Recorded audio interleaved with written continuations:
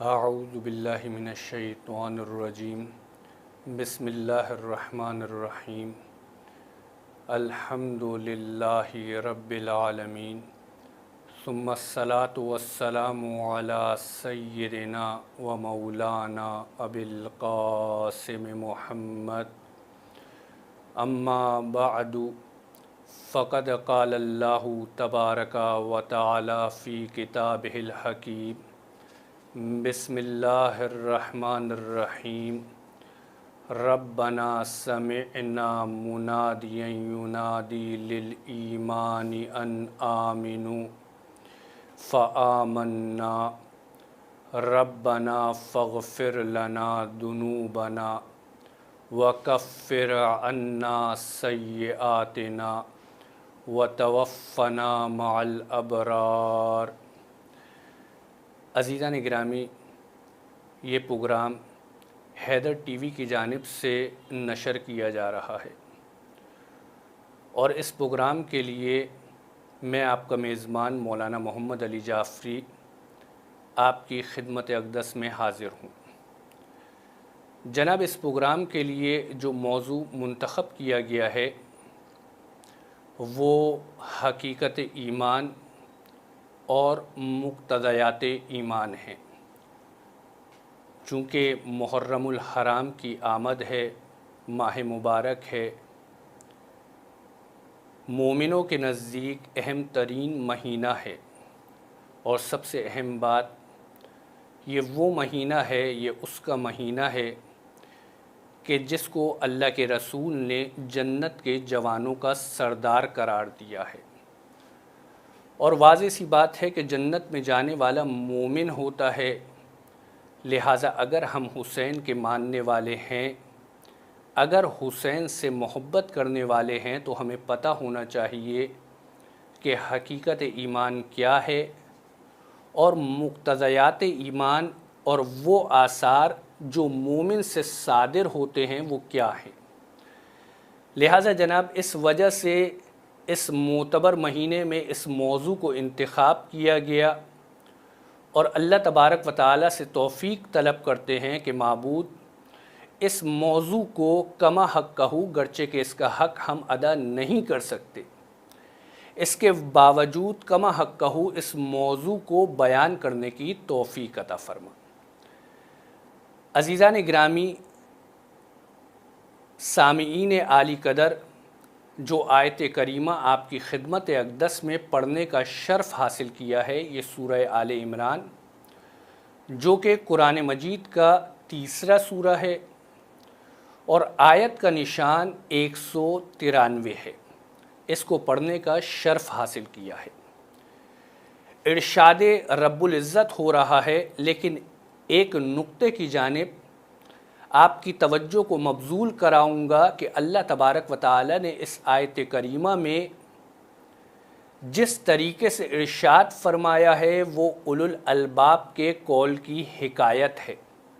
اللہ تبارک و تعالی یہاں پر اپنا قول بیان نہیں فرما رہا، بلکہ مومنوں کا ایک مرتبہ ہے جس کو اولو الالباب کہتے ہیں، اور ان کے اس دنیا میں مشاہدے کو اللہ تبارک و تعالی بیان فرما رہا ہے۔ ارشاد رب العزت ہو رہا ہے کہ اولو الالباب کہتے ہیں، اے ہمارے رب، اننا سمعنا منادیا ینادی للایمان، اے ہمارے رب، ہم نے ایک ندا دینے والے کو سنا ہے، جو ندا دے رہا ہے، جو پکار کر کہہ رہا ہے ان آمنوا بربکم، کہ اپنے رب پر ایمان لے آؤ۔ معبود، جب ہم نے اس کو ندا دیتے ہوئے سنا فآمنا، تو ہم ایمان لے آتے ہیں۔ معبود فاغفر لنا ذنوبنا، لہٰذا معبود تو ہمارے گناہوں کو معاف فرما، وکفر عنا سیئاتنا، اور ہماری خطاؤں سے درگزر فرما، وتوفنا مع الابرار، اور ہمارا خاتمہ ابرار کے ساتھ قرار دے۔ عزیزان گرامی، آپ کی خدمت میں قرآن مجید کی آیت کا ترجمہ پیش کیا ہے۔ اس آیت سے اپنے موضوع تک آنے کے لیے اور حقیقت ایمان اور مقتضیات ایمان کو آپ کی خدمت میں بیان کرنے کے لیے، چونکہ کلام قرآن سے لیا گیا ہے، لہٰذا معلوم ہونا چاہیے کہ قرآن کی وسعتیں کیا ہیں۔ جب تک ہمیں قرآن کی وسعتیں ہی معلوم نہیں ہوں گی، ہم کس طریقے سے قرآن کی آیت کو اہمیت دے سکتے ہیں؟ جناب، قرآن کی وسعت اور قرآن کی اہمیت کو جاننے کے لیے جاننا ضروری ہے کہ قرآن وہ کتاب ہے جو سابقہ کتابوں کا احاطہ کیے ہوئے ہے۔ سابقہ کتابوں میں اب چاہے سابقہ صحیفے ہوں یا بڑی کتابیں ہوں، بڑی کتابوں میں چاہے توریت ہو، چاہے انجیل ہو، چاہے زبور ہو، کوئی سی بھی کتاب ہو، قرآن مجید ہر کتاب کا احاطہ کیے ہوئے ہے، اور فقط ما مضی کا احاطہ نہیں کیے ہوئے بلکہ ما سیکون کا بھی احاطہ کیے ہوئے ہے کہ محمد مصطفیٰ صلی اللہ علیہ وآلہ وسلم کی رسالت سے تا قیامت تک محمد مصطفیٰ کی شریعت باقی رہے گی۔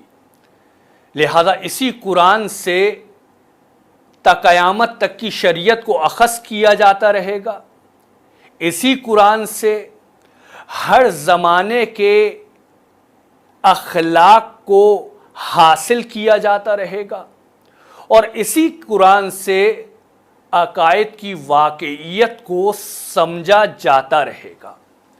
اس قرآن کے بغیر نہ کوئی شریعت کو سمجھ سکتا ہے، اس قرآن کے بغیر نہ کوئی اخلاق کو اپنانے والا با اخلاق بن سکتا ہے، اور نہ ہی اس قرآن کے بغیر حقیقی عقائد کو حاصل کیا جا سکتا ہے۔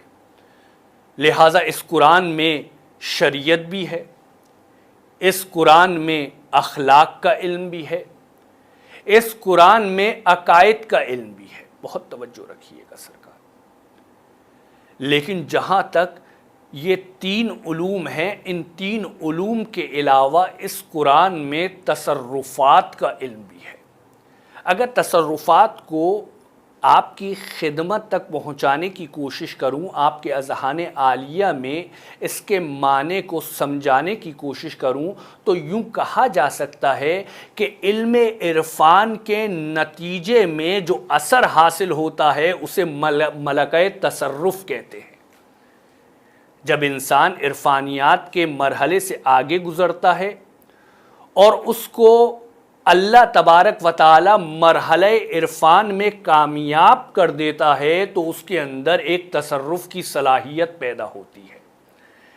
اگر اس تصرف کی صلاحیت کو حاصل کرنا ہے تو وہ تصرف کی صلاحیت بھی اسی قرآن کے ذریعے حاصل ہوتی ہے۔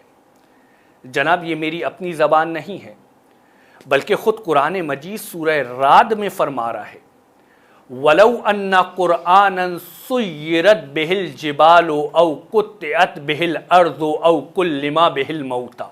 اللہ قرآن میں فرماتا ہے اس قرآن کے ذریعے پہاڑوں کو چلایا جا سکتا ہے۔ سُيِّرَتْ بِهِ الْجِبَال، جبال پہاڑ کو کہتے ہیں، سُيِّرَتْ سیر کرانا، اس قرآن کے ذریعے پہاڑوں کو چلایا جا سکتا ہے۔ او قطعت بہ الارض، یا اس قرآن کے ذریعے زمین کے ٹکڑے ٹکڑے کیے جا سکتے ہیں۔ جناب، اگر یہ روایت ہوتی تو آپ متن پہ اشکال کر دیتے، اگر یہ روایت ہوتی تو آپ سند پر اشکال کر دیتے۔ میں روایت نہیں، میں قرآن مجید کی آیت کا ترجمہ پڑھ رہا ہوں۔ اللہ قرآن میں فرما رہا ہے اس قرآن کے ذریعے پہاڑوں کو بھی چلایا جا سکتا ہے، اس قرآن کے ذریعے زمین کے ٹکڑے ٹکڑے کیے جا سکتے ہیں، اس قرآن کے ذریعے مردوں کو زندہ کیا جا سکتا ہے۔ جناب، یہاں پر تھوڑی سی آپ کی توجہ اپنی جانب مبذول کرانا چاہوں گا اور آپ کو متوجہ کرنا چاہوں گا جناب عیسیٰ کی جانب۔ اللہ تبارک و تعالیٰ نے جناب عیسیٰ کو معجزات عطا فرمائے، ان معجزات میں سے ایک معجزہ کیا تھا کہ جناب عیسیٰ مردوں کو زندہ کر دیا کرتے تھے۔ جناب عیسیٰ کے اوپر انجیل نازل ہوئی، جناب موسیٰ مردوں کو زندہ کر دیا کرتے تھے۔ اللہ تبارک و تعالیٰ فرماتا ہے اس قرآن کے ذریعے بھی مردوں کو زندہ کیا جا سکتا ہے، لہذا اب قرآن کا کوئی ایسا وارث ہونا ضروری ہے جو قرآن کے ذریعے مردوں کو زندہ کرتا نظر آئے۔ لہذا اگر آپ کو وارث قرآن ڈھونڈنا ہے، اگر آپ کو جانشین رسول ڈھونڈنا ہے، تو جائیے تاریخ کو کھنگالیے، تاریخ میں جستجو کیجئے، اور جو مردوں کو زندہ کرتا نظر آئے سمجھ لیجئے گا کہ وہ وارث قرآن بھی ہے، جانشین رسول بھی ہے۔ لہذا عزیزان گرامی، سامعین معتبر، اللہ تبارک و تعالی نے اس میں تصرفات کا علم بھی رکھا ہے، بلکہ سورہ یاسین میں کیا فرماتا ہے؟ کل شیء احصیناہ فی امام مبین، کہ ہم نے ہر چیز کو امام مبین میں محصور کر دیا ہے۔ ہر چیز کا علم امام مبین میں ہے۔ اللہ تبارک و تعالی نے قرآن میں شریعت رکھی، شریعت امام مبین میں۔ اللہ نے قرآن میں عقائد رکھے، عقائد امام مبین میں۔ اللہ نے قرآن میں اخلاق رکھے، اخلاق امام مبین میں۔ لہذا ہر چیز امام مبین میں ہے، بس ضرورت ہے تو اس چیز کی کہ اس کو سمجھا جائے کہ امام مبین ہے کون۔ جو قرآن والا ہوتا ہے وہ در در اب بھٹکے گا نہیں، صرف امام مبین کے در پر قرآن کے علم کو حاصل کرنے کی کوشش کرے گا، صرف امام مبین کو سمجھنے کی کوشش کرے گا، امام مبین کو پہچاننے کی کوشش کرے گا، امام مبین کی جستجو کرنے کے بعد اس کے در سے الہی اسرار کا کسب کرے گا۔ تو جناب سوال اٹھتا ہے نا کہ اس امام مبین کو پہچانا جائے، اس امام مبین کو سمجھا جائے کہ جس کو اللہ امام مبین کہہ رہا ہے۔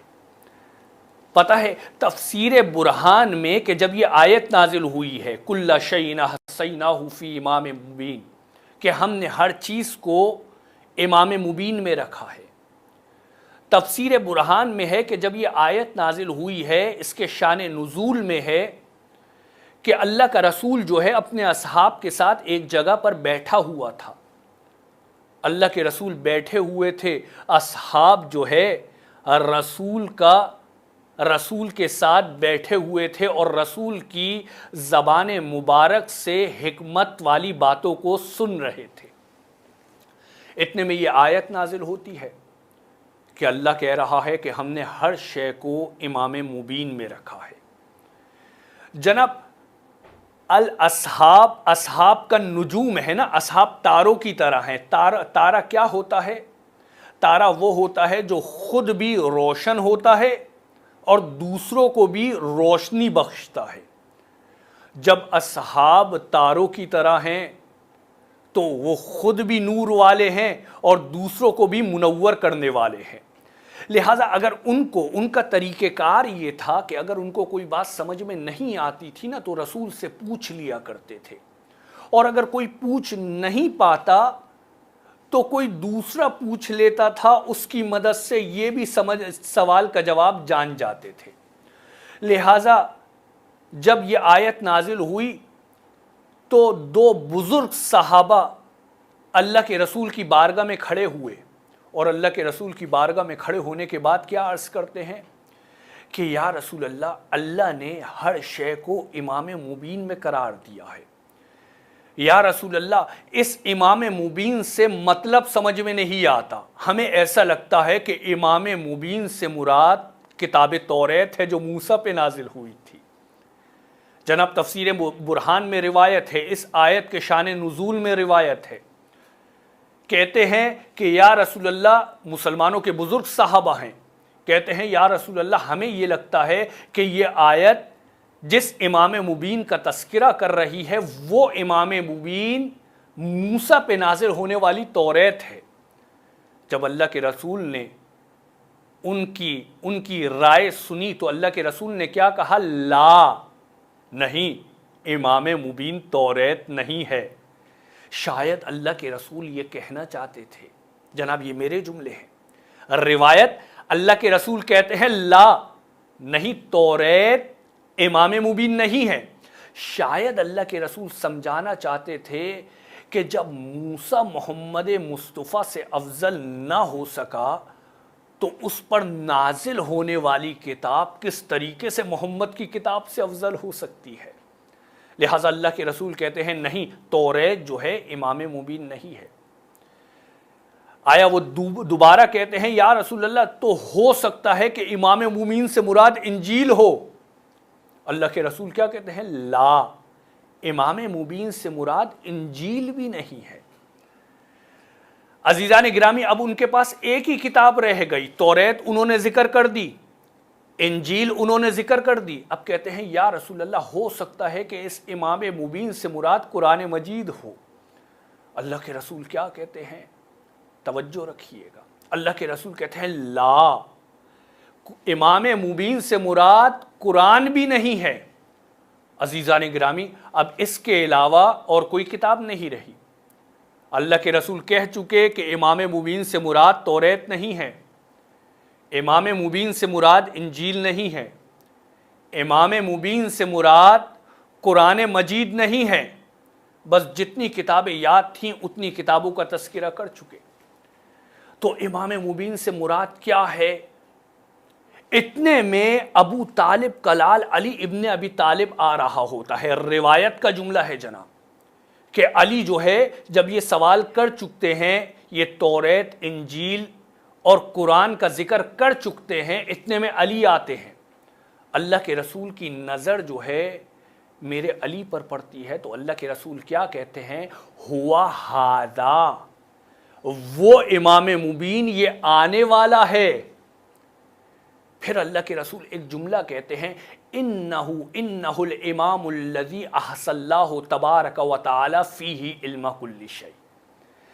یہ آنے والا، یہ ابو طالب کا لال، یہ علی ابن ابی طالب وہ امام مبین ہے کہ جس میں اللہ تبارک و تعالی نے ہر شے کا علم رکھا ہے۔ عزیزان گرامی، میں نے آپ کو اپنا نتیجہ نہیں دیا، پوری کی پوری کیلکولیشن ہے۔ روایت میں ہے کہ انہوں نے امام مبین کے بارے میں سوال کیا کہ امام مبین سے مراد توریت ہے، اللہ کے رسول نے انکار کیا۔ انہوں نے کہا کہ امام مبین سے مراد انجیل ہے، اللہ کے رسول نے انکار کیا۔ انہوں نے کہا کہ کیا امام مبین سے مراد قرآن ہے، اللہ کے رسول نے انکار کیا۔ لیکن جب علی کے اوپر نظر پڑی تو کہتے ہیں کہ یہ وہ امام مبین ہے کہ جس میں اللہ تبارک و تعالی نے ہر شے کا علم رکھا ہے۔ شاید یہی وجہ تھی میرا علی کبھی ابراہیم جیسے معجزے کر کے دکھا رہا تھا، کبھی موسیٰ کے معجزات دکھا رہا تھا، کبھی عیسیٰ کی کرامات دکھا رہا تھا، کبھی جب محمد مصطفیٰ معراج پر گئے ہیں اور معراج سے جب زمین پر آئے ہیں اور علی سے گفتگو ہوئی ہے تو روایات کیا کہتی ہیں کہ محمد مصطفیٰ نے معراج پر جو جو دیکھا، جو جو سنا، میرے علی نے زمین پہ بیٹھ کے وہ سب کچھ دیکھا، وہ سب کچھ سنا۔ لہٰذا جناب علی وہ امام مبین ہے کہ جس میں اللہ تبارک و تعالی نے ہر شے کا علم رکھا ہے۔ اور ایسا کیوں نہ ہو، یہ جانشین محمد مصطفیٰ ہیں، یہ محمد مصطفیٰ کے جانشین ہیں، یہ محمد مصطفیٰ کے خلیفہ ہیں، محمد مصطفیٰ کی خلافت سمجھتے ہیں نا۔ محمد افضل الانبیاء، تمام نبیوں کا علم اگر سمیٹ کر ایک مجموعے میں لے آیا جائے تو اسے محمد کہتے ہیں، علی اس محمد کے وارث ہیں۔ جناب یہی وجہ ہے کہ اس قرآن کے ذریعے آیا مردوں کو زندہ کیا جا سکتا ہے، اس قرآن کے ذریعے زمین کے ٹکڑے کیے جا سکتے ہیں، اس قرآن کے ذریعے پہاڑوں کو چلایا جا سکتا ہے۔ لیکن یہ تمام کی تمام چیزیں کس کے لیے ہیں؟ اللہ تبارک و تعالی خود آگے آیت میں فرماتا ہے بل للہ الامر جمیعا، یہ تمام کی تمام چیزیں اللہ کے ہاتھوں میں ہیں۔ اگر اللہ کا اذن ہو تو یہ تمام کام کیے جا سکتے ہیں، اگر اللہ کا اذن نہ ہو تو کوئی کام نہیں کیا جا سکتا۔ اسی وجہ سے شاید میرا علی کیا کہہ رہا تھا کہ میں نے کسی چیز کو نہیں دیکھا مگر اس سے پہلے، اس کے ساتھ اور اس کے بعد اللہ کو دیکھا۔ لہذا ان کاموں پہ تصرفات انسان کر سکتا ہے، لیکن وہ جو اللہ والا ہو، جو حقیقتاً محمد مصطفیٰ کے بعد جانشین محمد مصطفیٰ سے متمسک ہو۔ جناب یہی وجہ ہے، قرآن مجید میں آپ نے پڑھا ہوگا، قرآن کی وسعت بہت ہے۔ اللہ تبارک و تعالیٰ نے قرآن مجید میں جو ہے جناب سلیمان نبی کا تذکرہ کیا ہے، جناب سلیمان نبی کے وزیر و جانشین آصف بن برخیہ کا تذکرہ کیا ہے۔ جناب سلیمان نبی وہ بادشاہ ہیں، جناب سلیمان نبی وہ ہیں کہ اللہ تبارک و تعالیٰ نے جن کو پوری دنیا پر حکومت عطا فرمائی ہے۔ تاریخ کہتی ہے 4 ایسے بادشاہ ہیں کہ جن کو پوری دنیا پر حکومت عطا فرمائی گئی ہے۔ 2 کافر تھے، 2 مومن تھے۔ جو 2 مومن تھے ان میں سے ایک جناب سلیمان نبی ہیں۔ جناب سلیمان نبی کی صرف انسانوں پر حکومت نہیں ہے، بلکہ جناب سلیمان نبی کی جنوں پر بھی حکومت ہے، سلیمان نبی کی چرند پرند پر بھی حکومت ہے، سلیمان نبی کی جانوروں پر بھی حکومت ہے۔ جناب سلیمان نبی جب اپنی بزم میں بیٹھے ہوئے ہوتے تھے، جب اپنی مجلس میں بیٹھے ہوئے ہوتے تھے، اپنے تخت پہ ہوتے تھے، تو جناب سلیمان نبی کی پوری سلطنت ان کے ساتھ ہوا کرتی تھی۔ پرندے جو ہے دھوپ سے بچانے کے لیے ان پہ سائے کیے ہوئے ہوتے تھے۔ ایک جلسہ ہو رہا تھا، ایک بزم میں جناب سلیمان نبی تھے، سورج کی کرن جو ہے جناب سلیمان نبی پہ پڑتی ہے۔ ایک مرتبہ اس جانب دیکھتے ہیں اور ایک پرندہ جس کا نام آپ کے اذہان عالیہ میں ہوگا، جس کو ہدہد کہا گیا ہے، ہدہد کو وہاں پر نہیں پاتے۔ تو جناب سلیمان نبی کیا کہتے ہیں کہ ہدہد کی یہ مجال کہ میرا جلسہ جو ہے چل رہا ہو اور ہدہد حاضر نہ ہو۔ قرآن مجید کی آیت کا مفہوم ہے کہ یا تو میں اسے قتل کر دوں گا، یا اسے شدید عذاب دوں گا، یا یہ اپنی دلیل و برہان پیش کرے۔ چونکہ اللہ تبارک و تعالیٰ نے سنت رکھی ہے قرآن مجید میں، ہاتوا برہانکم ان کنتم صادقین، اگر تم سچے ہو تو برہان لاؤ۔ لہٰذا اگر اس کے پاس غیر حاضری کی کوئی معقول وجہ ہے تو وہ دلیل لائے۔ اور جب وہ ہدہد حاضر ہوا ہے تو اس نے کیا کہا ہے؟ سلیمان نبی سے کہہ رہا ہے، جناب یہ ایک الگ بحث ہے کہ ایک پرندہ نبی مرسل سے کہہ رہا ہے کہ میں وہ جانتا ہوں جو آپ نہیں جانتے، اور پھر اس کے بعد بلقیس کا واقعہ سناتا ہے کہ میں نے ایک ایسی شہزادی کو دیکھا جو اللہ کے علاوہ غیر خدا کی پرستش کرتی ہے۔ سلیمان نبی کو غصہ آیا، لہٰذا سلیمان نبی نے کیا کہا؟ سلیمان نبی اپنی محفل میں جو سردار موجود تھے ان کی طرف متوجہ ہوئے اور کیا کہتے ہیں؟ قرآن مجید کے قول کی یہ حکایت ہے، یا ایھا الملأ ایکم یأتینی بعرشھا قبل ان یأتونی بمسلمین۔ جناب سلیمان نبی اپنی بزم کے سرداروں کی طرف متوجہ ہو کے کیا فرماتے ہیں؟ اے میری بزم کے سرداروں، تم میں سے کون ایسا ہے کہ جو اس کا تخت بلقیس کو اس کے مسلمان ہو کر یہاں آنے سے پہلے میرے پاس لے آئے۔ جناب سلیمان نبی جانتے تھے کہ وہ مسلمان ہو کر میرے پاس آ جائے گی، نبی تھے، علم نبوت سے جانتے تھے، اللہ تبارک و تعالی نے ان کو بتلا دیا تھا، لیکن اس کے باوجود جو ہے چاہتے تھے کہ اس کا تخت اس کے آنے سے پہلے ان کے پاس آ جائے۔ جناب توجہ رکھیے گا، قرآن کی وسعت آپ کی خدمت میں پیش کر رہا ہوں۔ قرآن کی وسعت کے ضمن میں امام مبین کی وسعت آپ کی خدمت میں پیش کر رہا ہوں تاکہ سمجھ میں آئے کہ قرآن کی آیت کا مرتبہ کیا ہوتا ہے، تاکہ ہم ایمان کی طرف منتقل ہو سکے۔ قرآن کہتا ہے کہ ایک جن جس کو عفریت کے نام سے یاد کیا گیا ہے، ایک جن کھڑا ہوتا ہے اور سلیمان نبی سے کہتا ہے اے سلیمان نبی، آپ کی بزم کے ختم ہونے سے پہلے میں تخت بلقیس لے آؤں گا۔ نبی سلیمان کیا کہتے ہیں؟ نہیں جناب، کچھ نہیں کہتے۔ ایک محقق، ایک عالم کا قول ہے، بلکہ خود قرآن مجید نے بھی اشارہ کیا ہے، اس کہنے والے کی جانب جناب سلیمان نبی متوجہ بھی نہیں ہوئے۔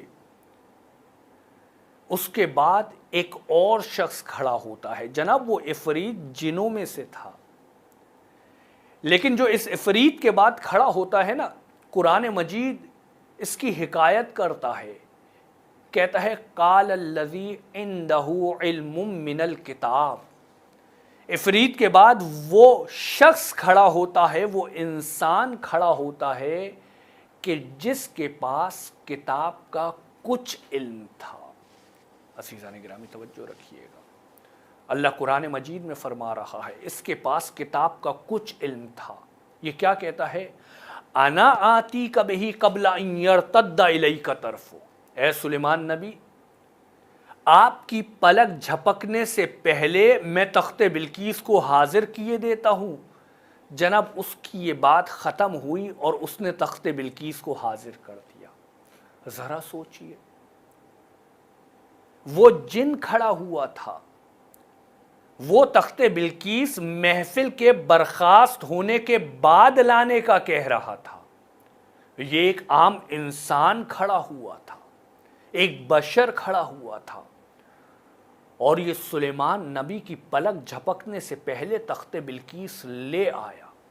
لہذا عزیزان گرامی، اسی وجہ سے بعض علماء کا قول ہے کہ جنوں کے پاس قوت تخیل ضرور ہے لیکن قوت عاقلہ نہیں ہے۔ لہذا انسانوں کا مرتبہ جنوں کے مرتبے سے افضل ہے، چونکہ اس کے پاس قوت تفکر ہے، اس کے پاس قوت عاقلہ ہے۔ یہ وہ کام کر سکتا ہے کہ جس پر جن ہمت ہی نہیں کر سکتے، جس کو جن نہیں کر سکتے۔ لہٰذا جناب یہ جو ہے تخت بلقیس لاتا ہے۔ آپ کو پتہ ہے اللہ تبارک و تعالیٰ کیا فرماتا ہے؟ عندہ علم من الکتاب، اس کے پاس کتاب کا کچھ علم تھا۔ جس کے پاس کتاب کا کچھ علم ہو وہ پلک جھپکنے سے پہلے تخت بلقیس لے آتا ہے۔ ذرا اس کے علم کا سوچئے، اس کی کرامات کا سوچئے، جس کے پاس پوری کتاب کا علم ہو۔ پتہ ہے جناب اس کے پاس، آصف بن برخیہ کے پاس علم کتنا تھا؟ میرے مولا امام باقر علیہ السلام، امام محمد باقر علیہ السلام فرماتے ہیں ان اسم اللہ الاعظم علی 73 حرفاً، کہ اللہ کا جو اسم اعظم ہے، جناب اسم اعظم پتہ ہے نا کسے کہتے ہیں؟ اسم اعظم اس اسم کو کہتے ہیں کہ جس کے وسیلے سے، جس کے طفیل سے اگر کوئی بھی دعا کی جائے تو اللہ تبارک و تعالیٰ اس وسیلے کو رد نہیں کرتا، اس وسیلے سے کی جانے والی دعا کو اللہ تبارک و تعالیٰ قبول فرماتا ہے۔ مولا فرماتے ہیں اس کے پاس اللہ کے اسم اعظم، اللہ کا اسم اعظم جو ہے 73 حروف پر مشتمل ہے، 73 حروف پر مشتمل ہے۔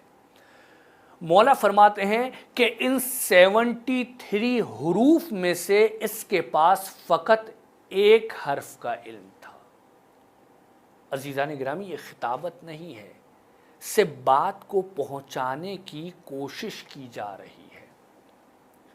مولا فرماتے ہیں 73 حروف میں سے 73 حروف میں سے اس کے پاس فقط ایک حرف کا علم تھا۔ مولا کیا کہتے ہیں کہ ایک حرف کا علم تھا، ایک حرف کے ذریعے یہ تخت بلقیس کو جناب سلیمان کے پاس لے آیا۔ مولا فرماتے ہیں وَنَحْنُ عِنْدَنَا مِنَ الْإِسْمِ الْأَعْظَمِ 72 حرفا، اور ہمارے پاس اس اسم اعظم کے 73 حروف میں سے 72 حروف کا علم ہے۔ ایک حرف ایسا ہے کہ جس کو اللہ تبارک و تعالی نے 73 میں سے عالم امکان پر تقسیم ہی نہیں کیا۔ ایک حرف اللہ کے علم میں پوشیدہ ہے، 72 حروف عالم امکان میں اتارے تو وہ ہمیں دیے۔ ان 72 حروف میں سے ایک حرف کا علم آصف بن برخیہ کو دیا۔ اس ایک حرف کے ذریعے یہ تخت بلقیس کو جناب سلیمان کے پاس لے آیا۔ ذرا سوچئے جناب، جب ایک حرف میں اتنی طاقت ہے تو وہ جانشین رسول کے جن کے پاس 72 حروف کا علم ہو، ان کی قوت کا کیا عالم ہوگا، ان کی کرامات کا کیا عالم ہوگا۔ لہٰذا عزیزان گرامی، اللہ تبارک و تعالی نے قرآن مجید میں عجیب وسعت رکھی ہے اور ان کو وارث قرآن بنایا ہے۔ قرآن میں وسعت ہے، یہ وارث قرآن ہے، یہ جانشین رسول ہیں، رسول کے علم کے وارث ہیں، قرآن کے فہم کے وارث ہیں۔ لہٰذا جناب قرآن کی وسعت عجیب ہے۔ اللہ تبارک و تعالی نے بس ایک مطلب اور آپ کی زحمتوں کو یہاں پر روک دوں گا، پھر انشاءاللہ تعالی گفتگو آگے سے شروع ہوگی۔ لیکن بات ہماری کہاں سے شروع ہوئی تھی کہ اللہ تبارک و تعالی نے یہ جو آیت سرنامہ کلام میں پڑھی ہے، اس آیت کو سمجھنے کے لیے قرآن کی وسعت کو سمجھنا ضروری ہے کہ قرآن تا قیامت تک کے لیے ہے، سابقہ کتابوں کا احاطہ کیے ہوئے ہے۔ لہٰذا اس قرآن کے ہر نقطے پہ حکمت ہے، اس قرآن کے ہر لہجے میں حکمت ہے۔ لہٰذا عزیزان گرامی، اگر اللہ تبارک و تعالی کو فقط یہی بتلانا تھا کہ ایک ندا دینے والا ایمان کی ندا دیتا ہے اور مومن ایمان لے آتا ہے، تو اللہ یوں بھی کہہ سکتا تھا کہ ایک ندا دینے والا ندا دیتا ہے اور جو مومن ہوتا ہے وہ اس ندا پہ ایمان لے آتا ہے۔ اللہ نے یہ نہیں کہا، بلکہ اللہ نے کیا کہا؟ اللہ نے اولو الالباب کا لہجہ استعمال کیا کہ اولو الالباب کہتے ہیں کہ معبود اے ہمارے رب، ہم نے ایک ندا دینے والے کو سنا۔ جناب اللہ یہ پیغام پہنچانا چاہتا ہے کہ ہم نے اس دنیا میں انسان کو اس صلاحیت کے ساتھ پیدا کیا ہے کہ انسان اس دنیا میں رہ کے اس دنیا کے باطن کو درک کر سکتا ہے۔ ہم نے انسان کے اندر وہ قوت رکھی ہے کہ وہ اس دنیا میں رہ کے اسرار الہیہ کو سمجھ سکتا ہے۔ ہم نے انسان کو اس طریقے کے سانچے میں ڈھالا ہے کہ وہ اس دنیا میں رہ کے اس دنیا سے ایمان کی ندا دینے والے کو سن سکتا ہے، بلکہ کچھ لوگ اس دنیا میں ایسے ہیں جنہوں نے اس ندا پر لبیک کہی اور کیا کہا؟ ربنا سمعنا منادیا ینادی للایمان فآمنا، پس ہمارے رب ہم ایمان لاتے ہیں۔ فاغفر لنا ذنوبنا، پس اے ہمارے رب تو ہمارے گناہوں سے درگزر فرما۔ وَكَفِّرْ عَنَّا سَيِّئَاتِنَا، اور ہماری خطاؤں کو معاف فرما۔ وَتَوَفَّنَا مَعَ الْأَبْرَارِ، اور ہمارا خاتمہ ابرار کے ساتھ کر۔ بس عزیزان گرامی، انہی معروضات کے ساتھ اس پروگرام کو یہیں پر روکتے ہیں، پھر انشاءاللہ تعالی یہ سلسلہ آگے جاری رہے گا۔ وعلیکم السلام۔